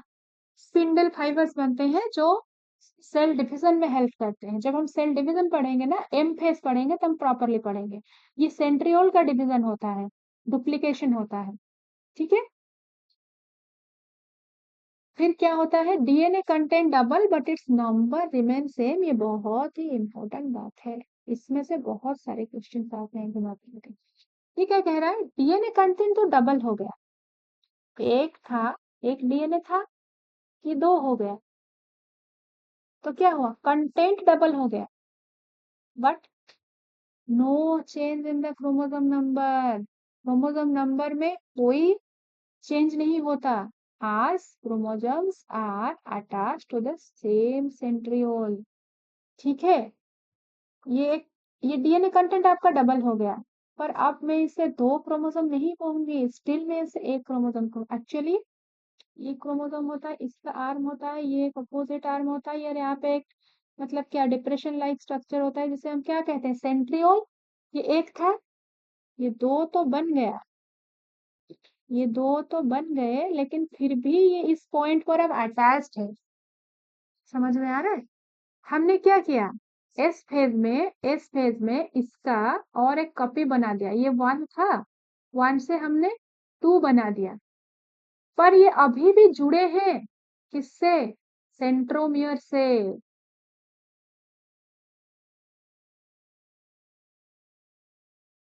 इनका सेंट्रोमियर एक है।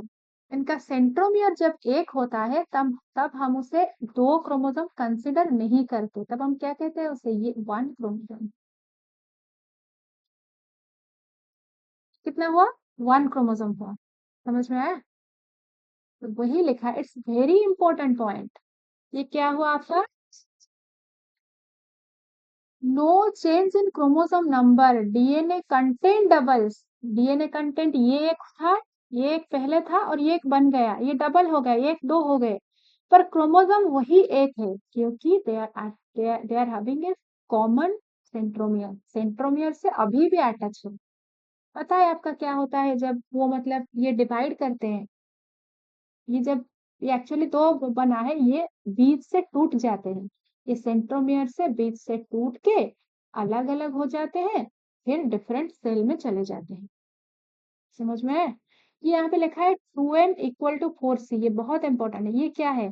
2n है हमारा क्या, इस स्टेज की अगर हम बात करें, एस फेज की अगर बात करें, तो हमारा जो जो सेल है, उस सेल में अब हमारा जेनेटिक कंटेंट क्या है, जेनेटिक मटेरियल क्या है, सॉरी क्रोमोसोम नंबर क्या है, 2n है। क्रोमोसोम नंबर कितना है? 2n है।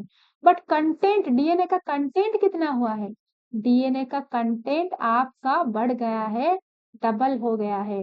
4c हम लिखते हैं, कंटेंट के लिए हम सी लिखते हैं, सी फॉर कंटेंट।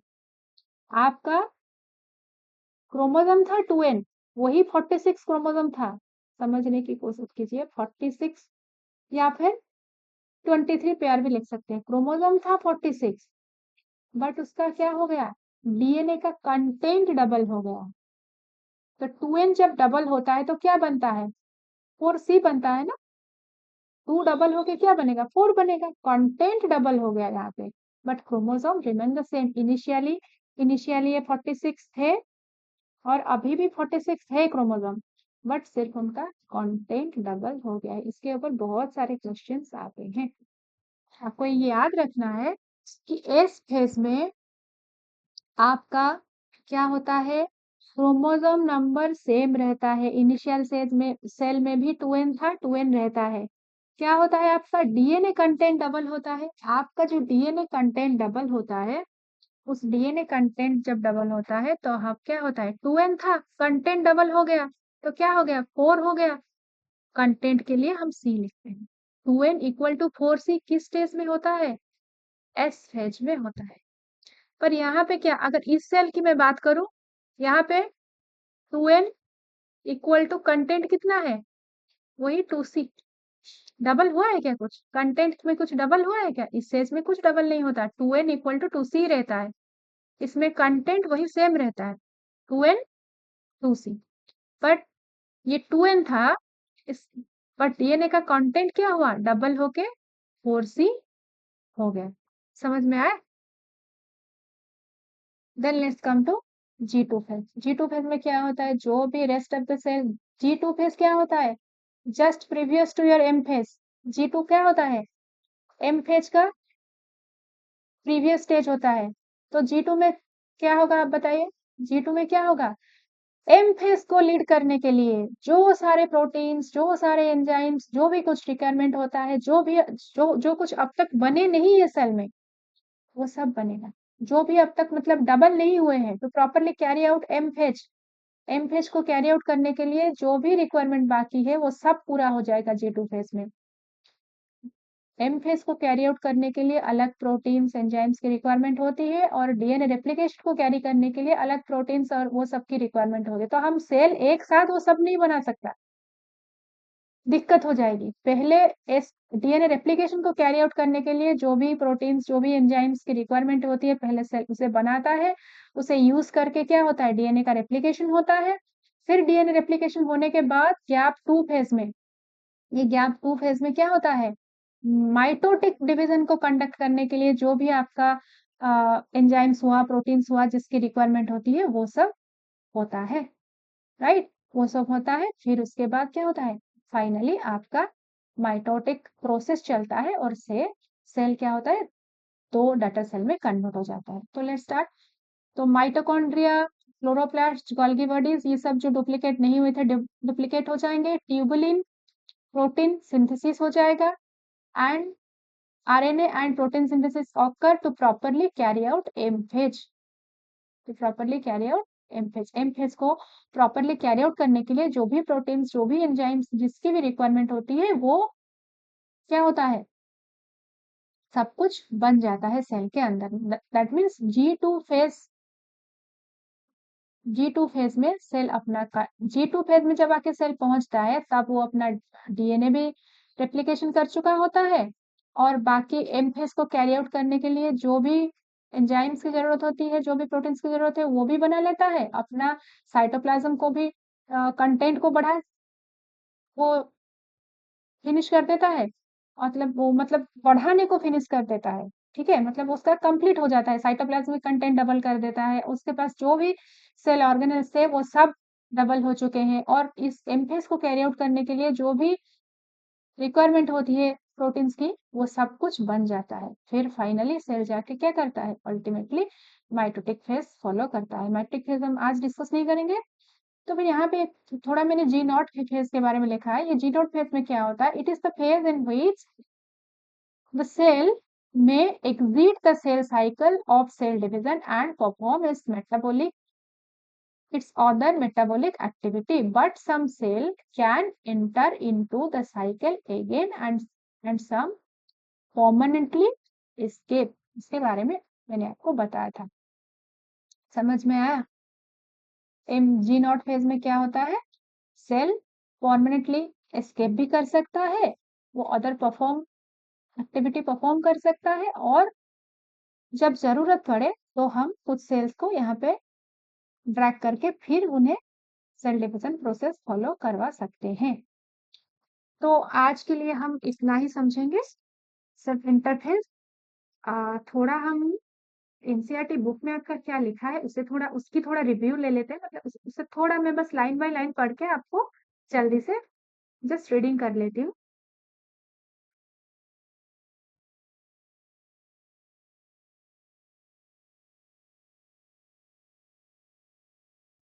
तो ये आपका एनसीईआरटी है, देखिए आपका चैप्टर नंबर 10 है, cell cycle and cell division. Are you aware that all organisms, even the largest means the higher organisms, start their life from a single cell?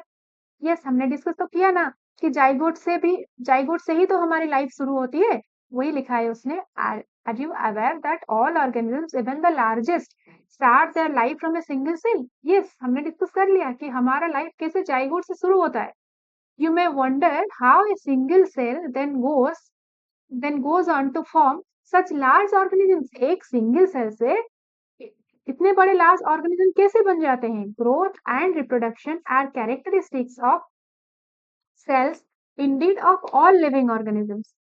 Her living organisms में growth and reproduction क्या होता है, हर cell में होता है, growth भी करता है और वो रिप्रोड्यूस भी करता है। All cells produced by dividing into two, with each parental cell give rise to two daughter cells each time they divide. हर एक मतलब पेरेंटल सेल वो डिवाइड करके टू डॉटर सेल बनाता है। ओके, फिर वो daughter cell undergoes further division. This newly form daughter cell can themselves grow and divide, giving rise to a new cell population that is formed by the growth and division of a single parent cell and its progeny. Progeny means its daughter cell. In other words, such cycle of growth and division allow a single cell to form a structure consisting of millions of cells. हमने पढ़ा था, वो जो हमने पढ़ा था एक cell से जाइगोट से क्या बनता था, जाइगोट से हमने नंबर ऑफ सेल बनाए, नंबर ऑफ सेल से हमने टिश्यू बनाए, टिश्यू से ऑर्गन, ऑर्गन से ऑर्गन सिस्टम बनाए। क्या लिखा है सेल साइकिल के बारे में? Cell division is a very important process in all living organisms. During the division of a cell, DNA replication and cell growth take place. Cell division में क्या होता है, हमने अभी अभी रिसेंटली पढ़ा कि डीएनए का रेप्लिकेशन होता है एंड सेल का ग्रोथ होता है। All this process, that is cell division, DNA replication and cell growth, hence have to take place in a coordinated way to ensure correct division and formation of progeny cells containing intact genome. genome मतलब क्या, जो भी genetic content है आपके cell में उसे genome कहते हैं। तो प्रॉपरली ये सब हुआ है कि नहीं हुआ है, ओके प्रॉपरली ये सब हुआ है कि नहीं हुआ है, इंश्योर करना है बिफोर सेल डिवीजन। आपको ये इंश्योर करना है कि आपका प्रॉपर जो भी जेनेटिक कंटेंट है आपके सेल में उसका प्रॉपर आपका रेप्लिकेशन हुआ है कि नहीं है, क्योंकि आप वो सब कुछ दे रहे हो किसे, प्रोजेनी सेल को दे रहे हो ना, आपके डॉटर सेल को दे रहे हो। तो जीनोम जो भी है आपके अंदर वो प्रॉपरली उसे आप ठीक तरीके से रेप्लिकेट करके आप दे रहे हो कि नहीं दे रहे हो बिफोर सेल डिवीजन। इसे क्या करना है, आपको इंश्योर करना है। The sequence of events by which a cell duplicates its genome, जिस सीक्वेंस की एक सीक्वेंस के बाद ही तो वो क्या करता है, अपने जीनोम को आप जेनेटिक कंटेंट समझ लो, ठीक है। the sequence of events by which the cell duplicates its genome synthesis the other constituent of the cell and eventually divides into two daughter cell is called as cell cycle। वो क्या कह रहा है, cell cycle हम किसे कहते हैं, sequence of events जिसके द्वारा क्या करता है, सेल अपना कंटेंट को डबल करता है, जेनेटिक कंटेंट को डबल करता है, अदर ऑर्गेनेल्स को डबल करता है, उसकी क्या करता है, साइटोप्लाज्मिक ग्रोथ होता है, सारे कंपोनेंट्स जो भी है उसके पास वो डबल हो जाते हैं and eventually divide into two daughter cell. इस सारे प्रोसेस को हम, इस सारे सीक्वेंशियल इवेंट्स को मिला के हम क्या कहते हैं, cell cycle. Although cell growth is a continuous process, cell तो continuously ग्रो करता रहता है। DNA synthesis occur only during one specific stage in the cell cycle। आपके G1 हुआ, आपका G2 हुआ, G1 में भी सेल का ग्रोथ होता है और G2 में भी सेल का ग्रोथ होता है, लेकिन डीएनए सिंथेसिस क्या G1 में होता है या G2 में होता है, वो एक ही फेज में होता है। कब होता है, एस फेज में होता है। वही बात बोलने की कोशिश कर रहा है वो। Although the cell growth mean in terms of cytoplasmic growth is continuous process, थोड़ा थोड़ा चलता रहता है, but DNA synthesis occur only during one single stage in the cell cycle.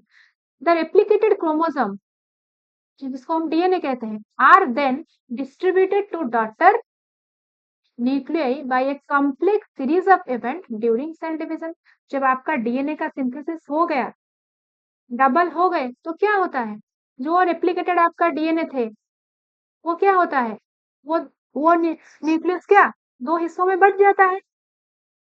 एक न्यूक्लियस में जब उसका जेनेटिक कंटेंट डबल हो जाता है तो क्या होता है, 46 से दो 46 हो गए, तो हम क्या करते हैं, उस न्यूक्लियस पहले दो हिस्सों में बट जाता है, राइट। एक ही सेल में रहता है, एक ही सेल में रहता है, एक ही सेल के अंदर दो न्यूक्लियस पहले हो जाते हैं, मतलब वो न्यूक्लियर कंटेंट पहले डबल हो जाता है। जब न्यूक्लियर कंटेंट डबल हो जाता है फिर उसके बाद क्या होता है, साइटोप्लाज्मिक कंटेंट और जो बाकी रेस्ट सेल ऑर्गेनेल्स है हम उन्हें बराबर के डिवाइड करके अल्टीमेटली सेल को दो हिस्सों में बांट देते हैं। उस न्यूक्लियर डिवीजन को हम क्या कहते हैं, कैरियोकाइनेसिस। आगे पढ़ेंगे है, राइट। फिर the cell division, these events are themselves undergo genetic control। ये जो events चल रहा है इसे कौन, तुम कंट्रोल कर रहे हो, मैं कंट्रोल कर रहा हूँ। मेरे अंदर जो भी सेल डिवीजन हो रहा है ये जीन है, ऑलरेडी सेल में वो जीन है, वो उसे चेक करता है, कंट्रोल करता है। आपका जो सेल साइकिल चल रहा है ना, G1 S G2, वहाँ सब चेक पॉइंट्स होते हैं, वहां पे चेक पॉइंट्स होते हैं, ये देखा जाता है कि प्रॉपरली हुआ है कि नहीं, काम ठीक से हुआ है कि नहीं, राइट। सिंथेसिस प्रॉपरली हुआ है कि नहीं, कुछ गलत तो नहीं होगा। अगर आपके मतलब सेल साइकिल में कुछ गलत हो जाता है, अगर आपका वो रेप्लिकेशन वगैरह जो भी वो ठीक से नहीं चलता है, तो आपका वो सेल कैंसरस सेल में कन्वर्ट हो सकता है। समझ में आया, तो ये बहुत मतलब क्रूशियल रोल है प्रॉपरली चेक करना। अगर एक सेल गलती से भी मतलब गलत कंटेंट लेके गलत मतलब ये हो गया, तो उस सेल को मार दिया जाता है, मतलब वो दैट सेल अंडरगोस अपोप्टोसिस। उस सेल को सर्वाइव करने के लिए नहीं छोड़ा जाता, उस सेल को डिस्ट्रॉय कर दिया जाता है। वो सेल इधर खुद डिस्ट्रॉय करता है या फिर उसे डिस्ट्रॉय कर दिया जाता है। इसके डिटेल में हम नहीं जाएंगे। ऐसा नहीं रैंडमली होता है, उसके चेक पॉइंट्स भी होते हैं। कुछ प्रोटीन्स होते हैं, कुछ मतलब वो चेक करते हैं प्रॉपरली हुआ है कि नहीं, वो रीड करते हैं प्रॉपर सीक्वेंस में डीएनए बने कि नहीं। क्योंकि आपके बॉडी के मतलब सेल के जो भी होता है ना, वो सब कुछ किसके ऊपर डिपेंड करता है, जेनेटिक कंटेंट के ऊपर डिपेंड करता है सारे फंक्शंस। तो वो सही तरीके से रेप्लिकेट होना बहुत जरूरी है।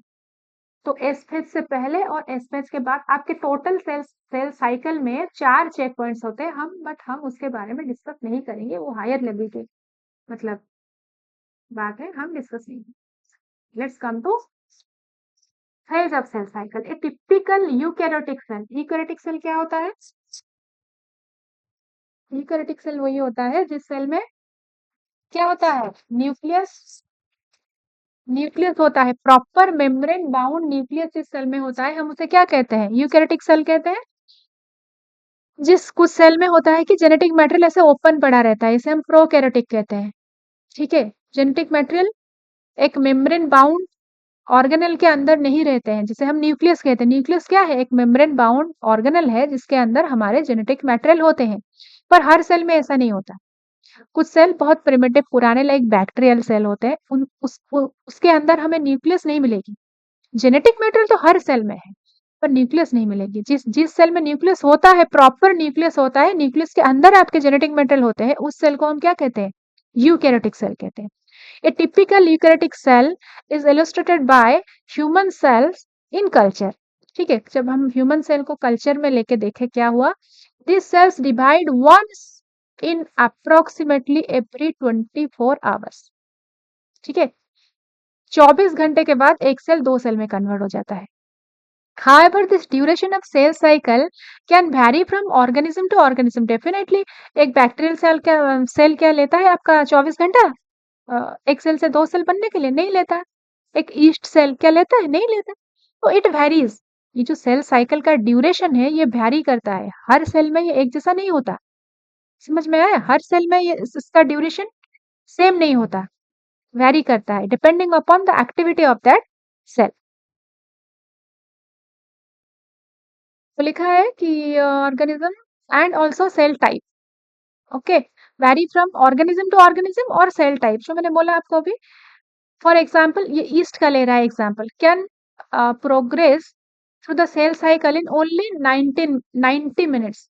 90 मिनट्स में 1.5 आवर में ये डबल हो जाता है। तब जब ह्यूमन सेल 24 घंटा लगाता है एक सेल में 2 होने के लिए, तब अगर हम ईस्ट की बात करें तो 1.5 घंटे में हो जाता है।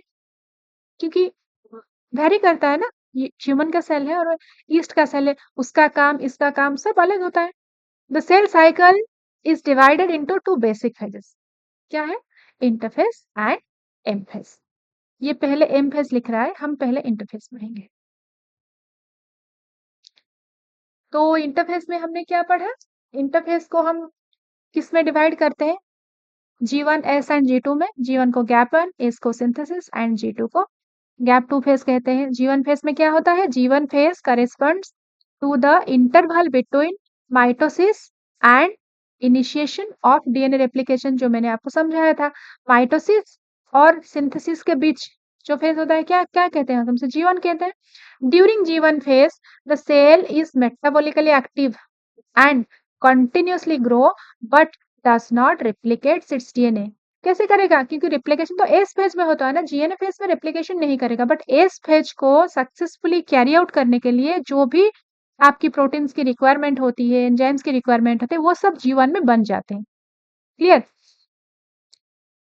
एस और synthesis phase marks the period during which DNA synthesis or replication takes place। अच्छे से समझ चुके हैं हम। During this time, the amount of DNA per cell doubles।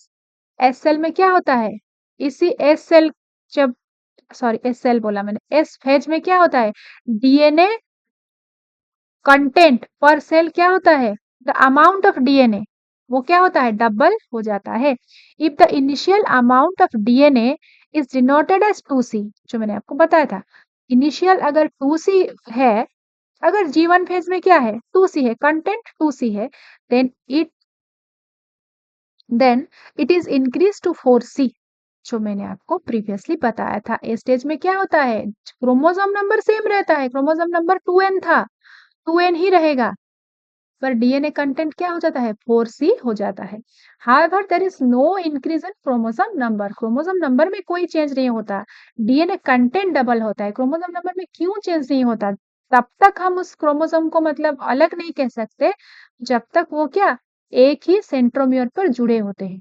दो तो बन गए, ये एक क्रोमोसोम था और ये क्रोमोसोम था, ये क्रोमोसोम था, ये एक डीएनए था, ये क्रोमोसोम था, इसने अपनी एक कॉपी बना लिया, इसने अपनी एक कॉपी बना लिया यहाँ पे, पर ये यहाँ से जुड़े हैं, इस पॉइंट से ये क्या है, जुड़े हैं एक दूसरे के साथ। अब मैं इसे, दो तो बन गए हैं लेकिन मैं उसे दो नहीं कंसिडर कर सकती हूँ अगर अगर मैं क्रोमोसोम नंबर की बेसिस पर जाऊं, क्रोमोसोम नंबर के बेसिस पर अगर मैं जाऊं तो मैं उन्हें दो नहीं कह सकती, ये एक ही है, अभी भी एक है क्योंकि ये यहाँ से जुड़े हैं, राइट। पर कंटेंट क्या हो गया, डबल हो गया, ये एक डीएनए कंटेंट, ये एक डीएनए, ये एक डीएनए कंटेंट यहाँ पे डबल हो चुका है, बट क्रोमोसोम वही एक है। समझ में आया। जब ये एक था क्रोमोसोम, ये क्या हो गया, ये एक था क्रोमोसोम, कंटेंट डबल हो गया। जब सेल डिवीजन होता है एक्चुअली में क्या होता है, इसे यहाँ से खींच लिया जाता है, इसे यहाँ से खींच लिया जाता है। अब इसे एक क्रोमोसोम, इसे एक क्रोमोसोम में कह सकते हैं। जब ये जुड़े हैं एक दूसरे के साथ, ये सेंट्रोमियर, सपोज ये जगह को मैं सेंट्रोमियर बोला, इस पोजीशन से दो जुड़े हैं तब मैं उसे एक बोलूंगी। जब मैं उसे खींचकर अलग कर दूंगी, इसके पास भी उस इसका सेंट्रोमियर है, इसके पास भी इसका सेंट्रोमियर है, अब मैं उसे दो बोल सकती हूँ। लेकिन जब तक ये जुड़े हैं एक दूसरे के साथ, अब तब मैं उन्हें दो नहीं बोल सकती हूँ, because the sharing the same centromere, centromere के बेसिस पर हम क्रोमोसोम को क्या, क्रोमोसोम के नंबर को डिसाइड करते हैं। अगर दो क्रोमोसोम एक दूसरे के, दो क्रोमोसोम हम उन्हें कंसिडर नहीं कर सकते if they are having only one centromere, ये एक क्रोमाटिड, ये एक क्रोमाटिड, तब क्या कहेंगे, ये एक क्रोमाटिड, ये एक क्रोमाटिड, क्रोमोसोम नहीं कह सकते, ये एक क्रोमाटिड, ये एक क्रोमाटिड, ये क्या क्या हो गए, अलग अलग क्रोमाटिड हो गए। और जब वो सेपरेट हो जाते हैं, इसके पास इसका सेंट्रोमियर, इसके पास इसका सेंट्रोमियर, ये दो क्रोमोसोम बन जाते हैं। ये सेपरेट होके क्या चले जाते हैं दो सेल में। पहले एक क्रोमोसोम था, पहले एक क्रोमोसोम था, हमें बनाना क्या था, एक से दो बनाना था, फिर दो बना के हमें दो में बांट देना था। हमने पहले एक एक था, ये प्री एग्जिस्टिंग था, फिर हमने क्या किया, बहुत सारे प्रोसेस फॉलो करके हमने एक से दो बना दिया, एक से एग्जैक्ट कॉपी बनाया, इसका एग्जैक्ट कॉपी बनाया, लेकिन ये एक दूसरे के साथ जुड़े थे। ये कौन से फेज में बना, एस फेज में बना। ये जो ऐसे जुड़े हुए स्ट्रक्चर कहाँ मिलेंगे आपको, एस फेज में मिलेंगे, ये जुड़े हैं अभी, ठीक है, ये ऐसे जुड़े होकर रहेंगे, एक क्रोमोसोम कहेंगे। बट इसका कंटेंट की अगर बात करूं मैं, डीएनए कंटेंट कितना, ये एक, तो कंटेंट यहाँ पे डबल नहीं हो गया, समझ में आया, कंटेंट यहाँ पे डबल हो रहा है, लेकिन आपका क्रोमोसोम अभी भी वही है। क्रोमोसोम मतलब 2n था तो 2n है, लेकिन कंटेंट डबल हो चुका है, कंटेंट 4C हो चुका है एस फेज में। क्लियर। तो कहाँ तक पढ़ा था मैंने, हाँ, however there is no increase in chromosome number if the cell had diploid or to a number of chromosome at G1, even even after S phase the number of chromosome remain the same, that is 2n, chromosome number same रहेगा। In animal cell during S phase DNA replication begins in the nucleus and the centriole duplicate in the cytoplasm। मैंने बोला था centriole का duplication होगा S phase में cytoplasm में, centriole तो obviously cytoplasm में ही होता है, तो डुप्लीकेशन तो वही होगा ना, सेंट्रियल थोड़ी ना न्यूक्लियस में होता है, न्यूक्लियस के बाहर आस-पास होता है वो, ठीक है। During the G2 phase the protein synthesis the protein are synthesized in preparation for mitosis while cell growth continues, cell growth continue होता रहता है, उसके साथ साथ एम फेज को कैरी आउट करने के लिए आपके जो भी मतलब रिक्वायरमेंट होते हैं प्रोटीन एंजाइम्स की, वो सब बन जाते हैं, ठीक है।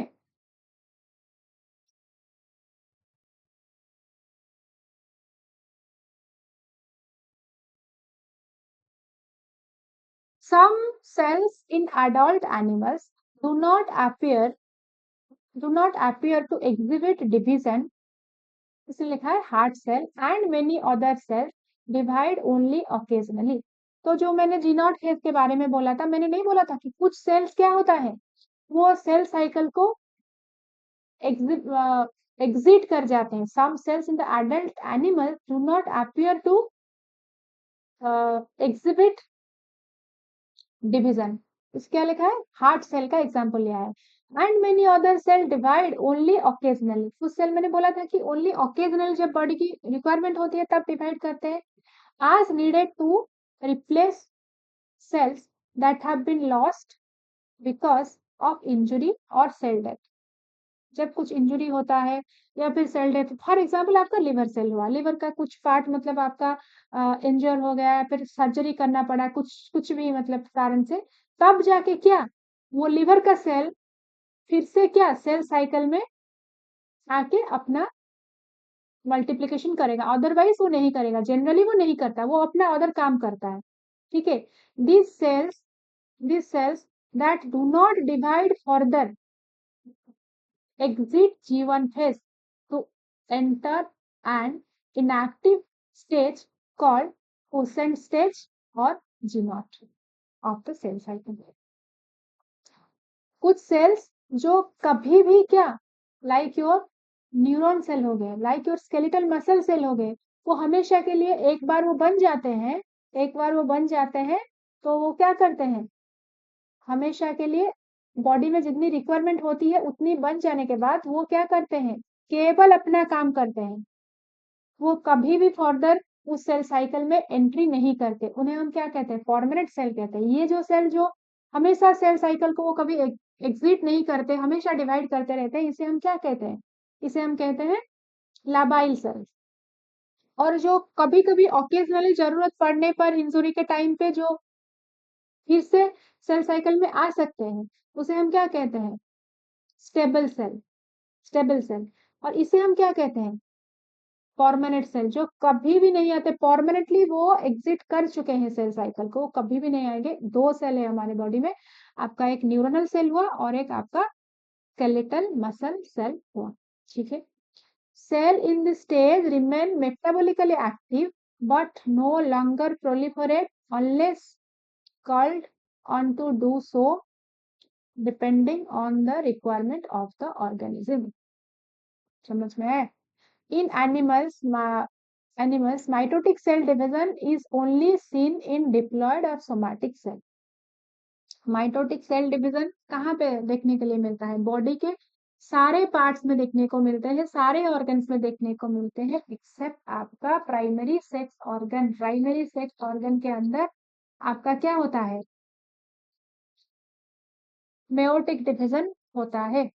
जैसे मेल में टेस्टिस हुआ और फीमेल में ओवरी हुआ, उसे छोड़ के बाकी हर बॉडी पार्ट में क्या होता है, बाकी हर बॉडी पार्ट में आपका माइटोटिक डिवीजन होता है। माइटोटिक मेयोटिक डिवीजन मैंने आपको पहले से बता दिया है। अगर क्रोमोसोम नंबर वहां पे 46 है तो जो भी डॉटर सेल बनेंगे उसमें कॉन्टिन्यूसली क्रोमोसोम नंबर वही 46 रहेंगे, मतलब completely identical to the mother cell बनेगा क्या, आपका डॉटर सेल व प्रोजेनी सेल बनेगी। लेकिन वो मेयोटिक डिवीजन में क्या होता है, आपका क्रोमोसोम नंबर हाफ हो जाता है, it's just reduce to half. However, there are few exceptions to this